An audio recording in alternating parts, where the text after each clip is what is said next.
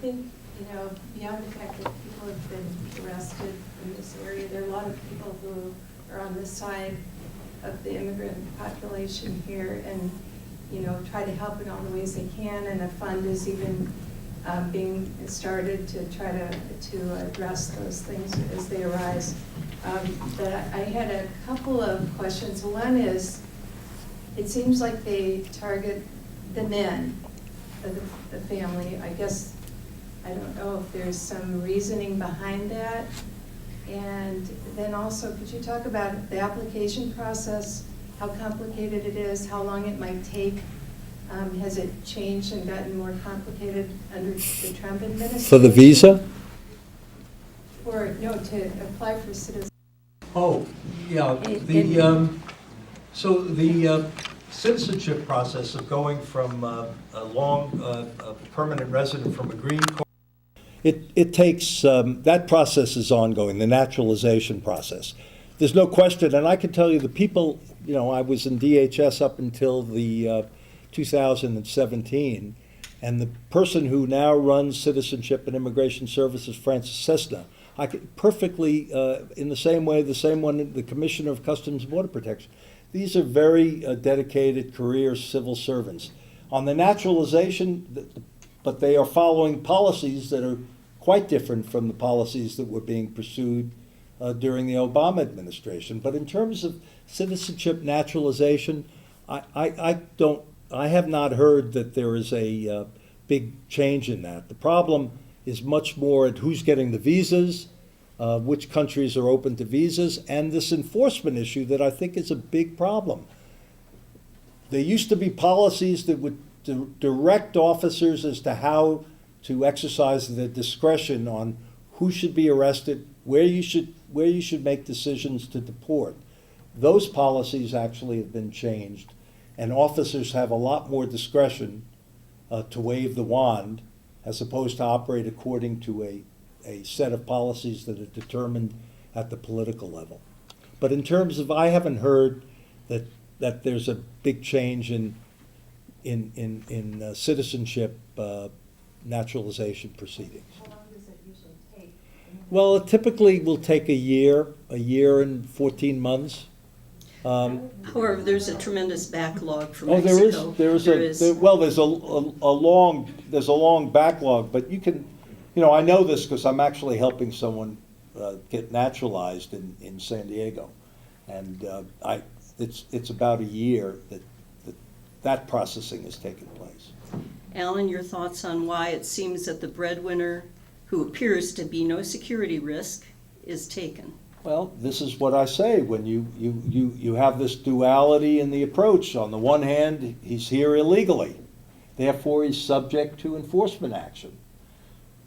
And that is within the bounds of the law. And the policy now is to permit those decisions to be made, as opposed to saying, we want you to exercise your discretion to focus priorities on criminals, people who have been subject to received orders of deportation. I mean, there used to be, there's a set of priorities that officers were directing their energies to. Those priorities are not governing activities the way they used to. Okay, we know how to vote to change that. We recently a letter was received by a member of our community, and we're going to have her read that out loud. She's translated it from the Spanish. She can tell you who she is.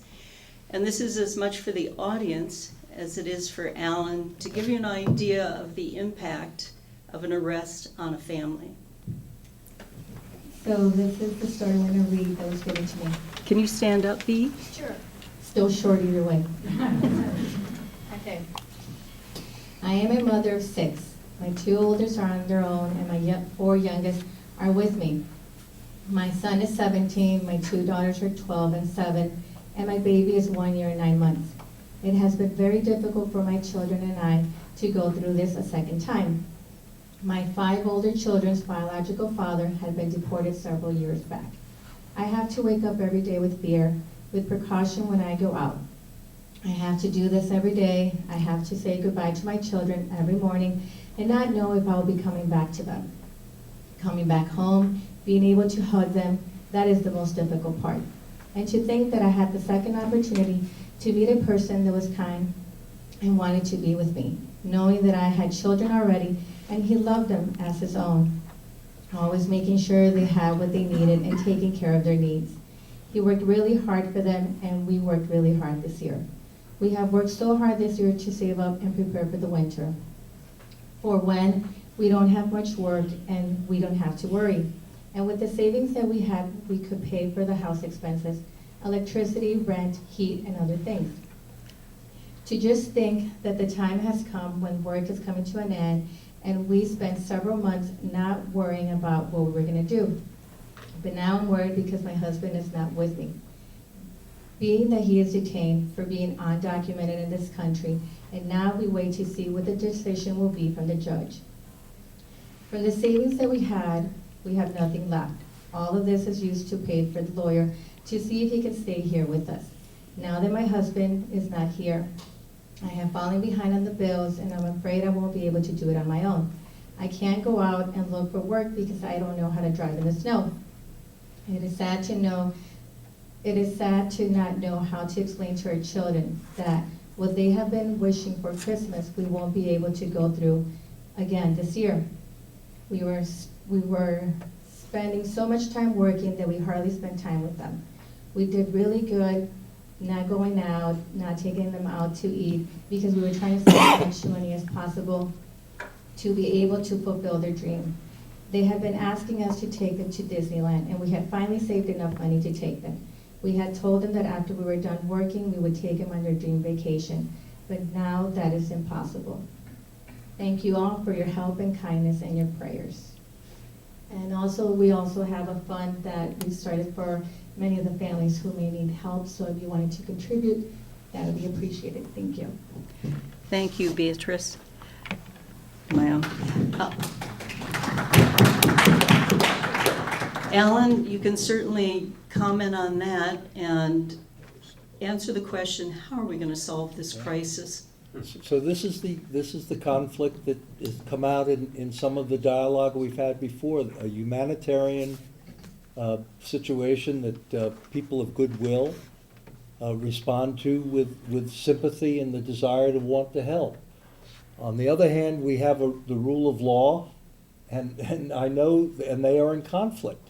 And you make decisions between the rule of law and the humanitarian result. And what you typically want to do is be able to get the sense of a community as to how to actually apply the law. This is what the reference to the wand is, that you have to make decisions about where you enforce the law. You cannot enforce the law across the board in the same way. So you say, is this a case in which you want to provide some relief? The only relief we have now is not to enforce the law, as opposed to if we had a comprehensive reform that would permit us actually to say, here's an adjustment in status that could be made pursuant to the new law that we've just passed. But right now, we don't have that. So we only have the choice between either we operate as though we have an open border, and that anyone who is here, regardless of whether they entered legally or illegally, is treated the same, or you people who take a different position say we must enforce the law, and the law has to be upheld, and therefore we have to take an action of deportation. That is why we're at this tragic intersection in American history, where we have people arguing those two questions, and both have elements of right. The humanitarian case is clear, but the rule of law is central to the way in which the country operates. And if we abandon the rule of law, we will find ourselves in a situation that is not one that we should want to pass on to our children. But I hear the humanitarian case there. I just wish we had a law which we would get through a comprehensive reform that would permit an adjustment in status for those kinds of cases. Absent that, where I come from is I would like to have policies that direct enforcement so that, in fact, you're enforcing the law consistent with priorities, and that case might not be a priority for enforcement. Thank you, Alan. Now, we need a solution. I know you have worked on this in a pilot program. It would bypass the 10-year visa or the 10-year application period backlog. Can you tell us something about what you recommend? Well, I think short of a comprehensive immigration reform, we have to start approaching this in segments. We've got to solve problems like this. We've got to have a process for that case to be heard and for an argument to be made about some kind of relief. We can't just say we're not going to deal with it. In the context of the problem that many of the farmers in this county face, there needs to be a way to make the H-2A program, the visa for agricultural workers, we need to make that process work. And that was the paper that I wrote now 12 years ago, would be to have a program that would actually connect farmers in this county with villages in El Salvador where people needed work and needed to have a lawful way to enter the country, to work here, consistent with proper conditions and proper wages, which the farmers of this county are willing to provide. But we have for the family farmer, we have a problem of scale. It's too costly to meet all of the regulations that are required by the H-2A to do it unless you're operating at a certain level of scale.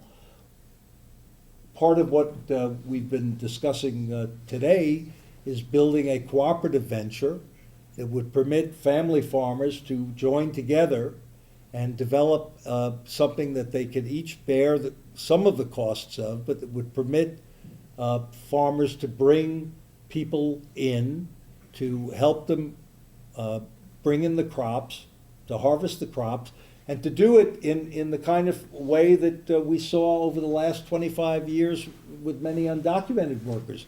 Families getting to know families here. Family farmers basically having the same workers coming up every year from Mexico and helping pick the crops. Well, starting in 1993, that became, because of the new preoccupation with border security, that relationship became much more difficult. We need to find a legal way to permit that to happen. So that's part of this, is to build a pilot program on the H-2A program in rural communities that would permit to decomplicate this program, this program, so that more farmers could take advantage of it. It's a start, but we then would need to take on other parts of the system that are broken. What people in a community like this, where is the community in terms of this, the deportation of undocumented people? Should it be according to policy, according to a set of policy priorities, or should it be left to the discretion of individual officers? This is something that the community needs to express itself about, so that local discretion of immigration enforcement reflects the sense of the community. I mean, that seems to me to be something that a political process ought to accommodate. Thank you.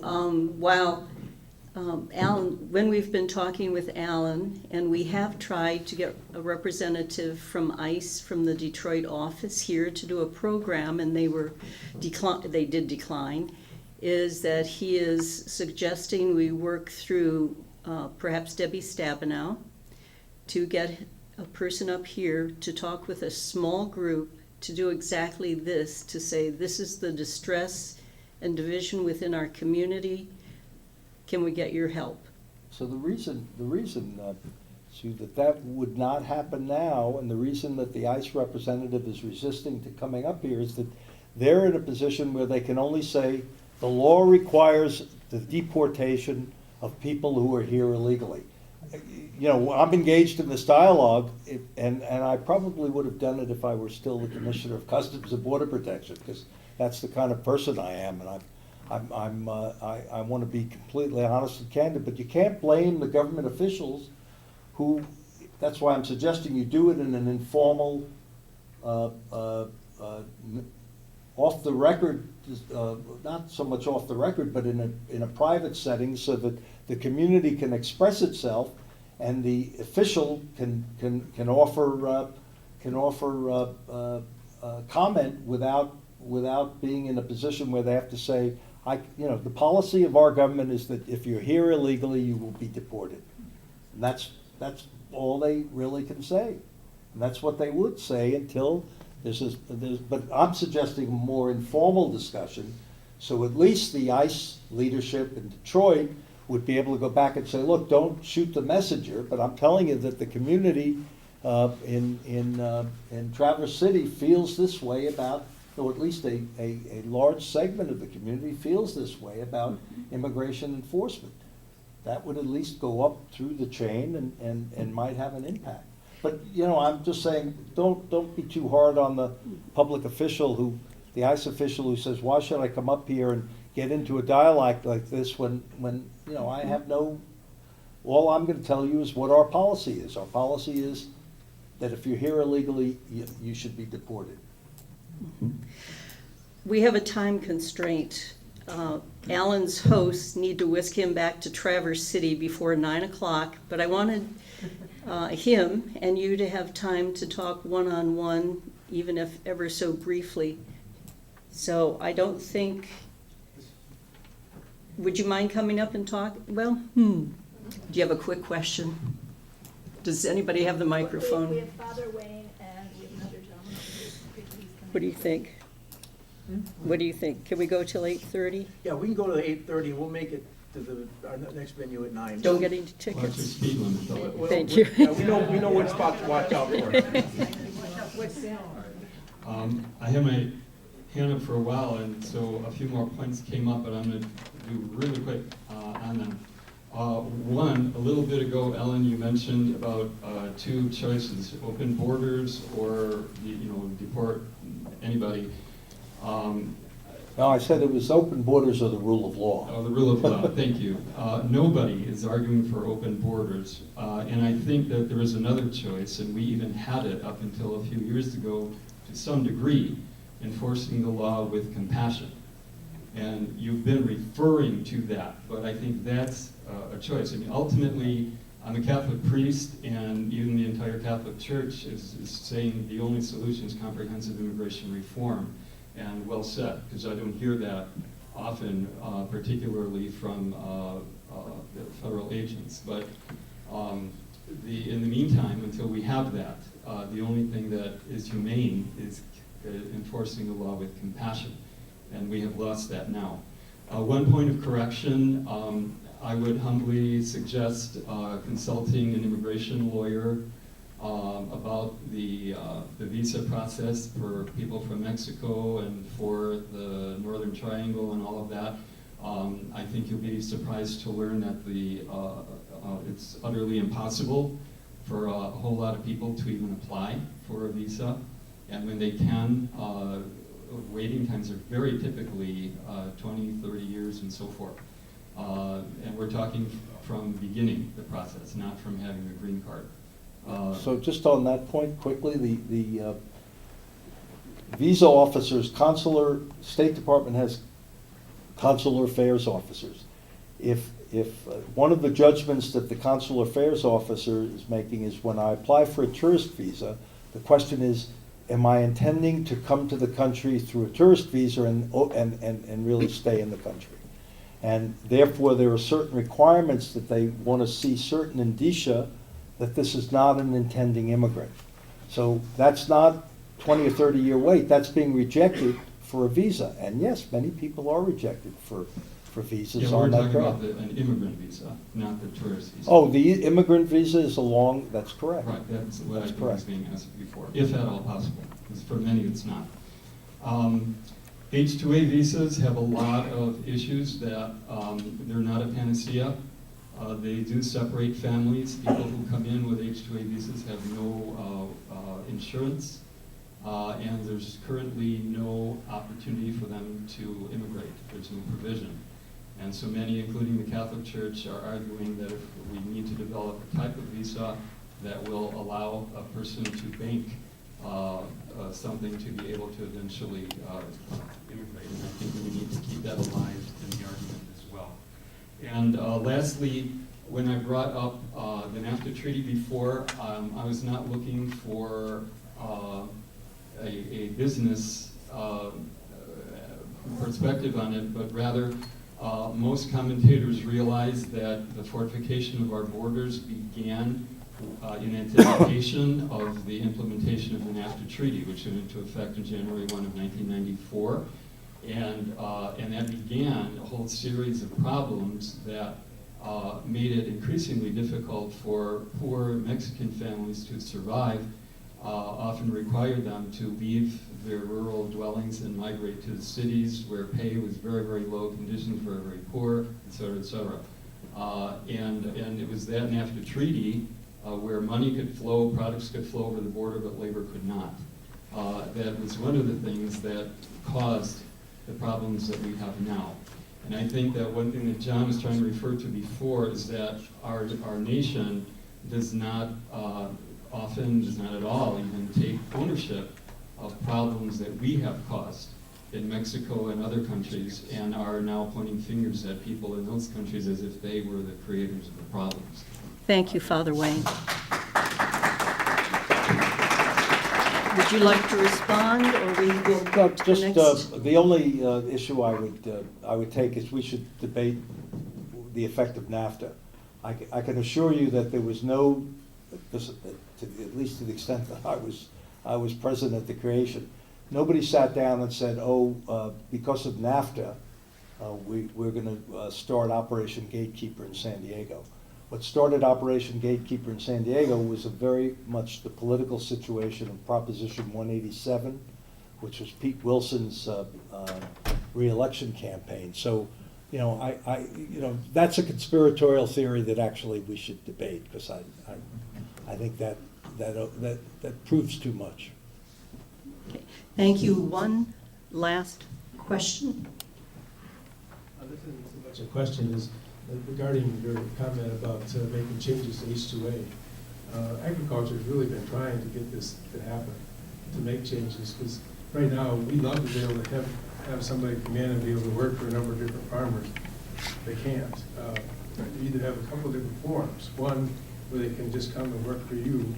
They can't go and work for anybody else, even if there was the ability to. The other is if you get together and with other farmers to do that, one farmer who makes a mistake makes everybody liable. And that's really a problem that's hard to deal with. Yeah, but this is where you have to design the program so that it can be cooperative. Right. And if it That's were what done we in a have. cooperative form, then you would have the kinds of provisions that would account for all of that. Right now, yes, if one farmer fills out all the forms, then it's restricted. But imagine if we could do this on a cooperative basis, and you could do it for 8 sets of family farms or 10, you could certainly structure that in a way that would I think avoid those problems. What we have to do, though, is actually get back to problem solving. Do it like Uber or Lyft. There should be an app that you can just, We wish life were that easy. well, it's technology today. Well, we thank you, Alan Burson, for coming.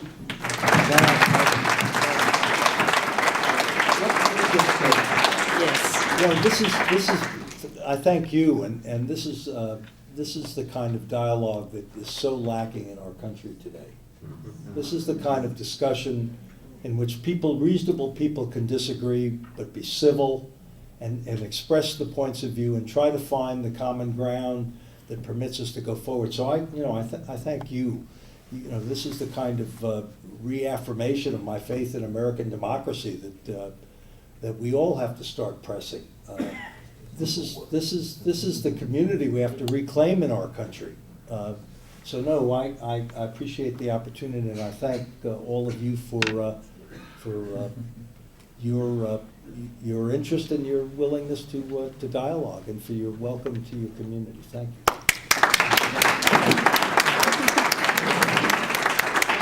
Thank you.